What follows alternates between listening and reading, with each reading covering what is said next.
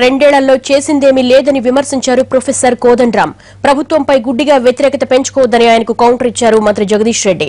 వాళ్ళిద్దరి మాటకు మాట ఇప్పుడు చూద్దాం. నిజంగా మీరు రెండేళ్ళు ఏం చేసిండ్రా అంటే, మీరు నిజంగా నమ్మినరా గవర్నమెంట్ అంటే, నమ్మినా నమ్మకపోయినా నేను నిన్ననే వస్తే కుర్చీ దులుపుకోకనే పోతే కూర్చోకనే పోతే పని ఎప్పుడు చేయాలని అయితే అంటాడు కదా అనేటోడైతే. అందుకని ఆగుడు తప్ప మనకేవో ఆలోచనలు లేక విశ్లేషణ లేక ఏం కాదట్లా. ఖచ్చితంగా మన అవగాహన మనకున్నది.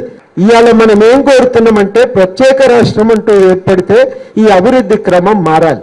మళ్ళా హైదరాబాదేనా, అన్ని జిల్లాలు డెవలప్ కావాలి కదా, అది మనం మొట్టమొదట కోరుకుంటున్నాం. రెండవది ఏం కోరుకుంటున్నాం, మళ్ళీ ఈ రియల్ ఎస్టేట్ డీలర్లు కార్పొరేట్ శక్తులేనా? కాదు కదా. తెలంగాణలో ఉన్న 50 మంది ప్రజలు దీనివల్ల లాభపడాలి.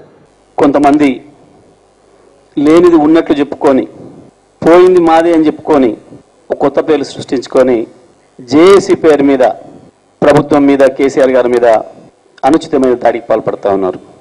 మేము స్పష్టంగా చెప్పదలుచుకున్నాం తెలంగాణ రాష్ట్ర ప్రజానీకానికి అందరికీ కూడా, ఇవాళ తెలంగాణలో పొలిటికల్ జేఏసీ లేదు, ఉనికిలో లేదు.